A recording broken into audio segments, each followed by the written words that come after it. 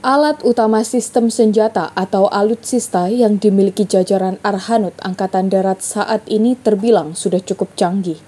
Bukan hanya itu, menurut Danpusen Arhanud Kodiklat AD, Mejen TNI Karef Marpaung, para personelnya juga sudah menguasai teknologi canggih yang dikembangkan di peralatan-peralatan tempur tersebut. Performa itu akan lebih sempurna jika alutsista berteknologi terkini tersebut ditambah jumlahnya.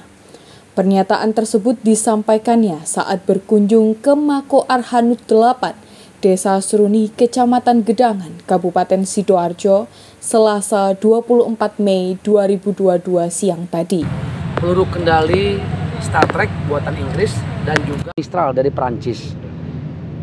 Itu kalau Star Trek kita tuh ada 10 baterai yang tersebar di Yon, termasuk satu diantaranya ada satu baterai di Yon Arhanud 8 ini. Kalau Mistral kita itu ada kurang lebih 4 sampai 6 baterai yang memang itu ada seperti di Yon Jakarta, Yon 10, Yon 1 ya Pak. Nah, di sini hanya ada satu baterai Star Trek.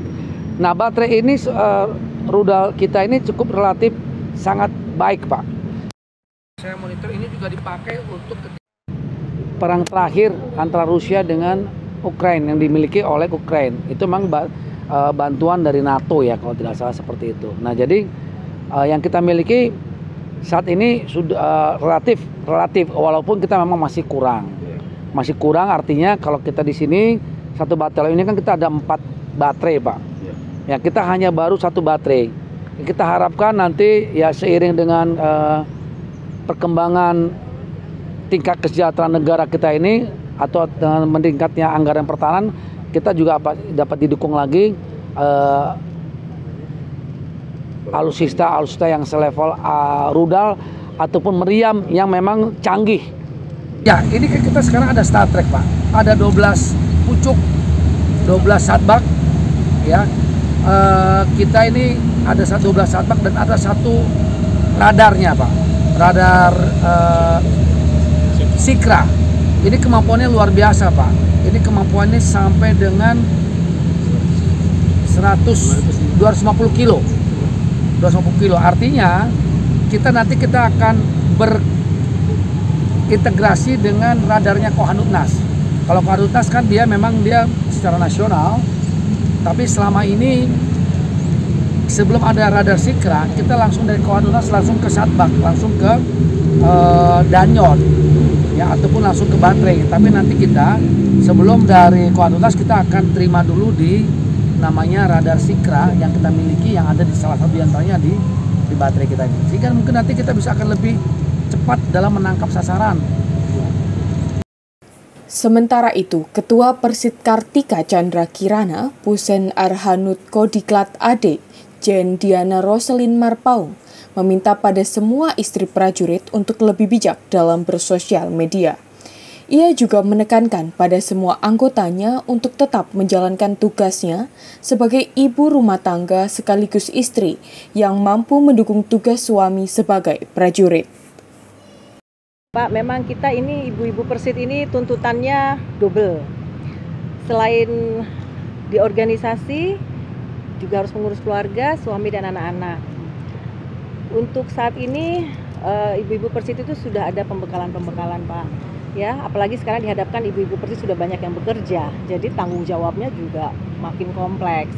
Nah, itu udah ada banyak pembekalan-pembekalan, kita datangkan juga untuk mengadakan seminar-seminar. Ibu-ibu Persit yang sekarang juga pendidikannya udah tinggi-tinggi Bu ya, Pak ya. Jadi mereka juga udah banyak dari media sosial, udah banyak ilmu pengetahuan.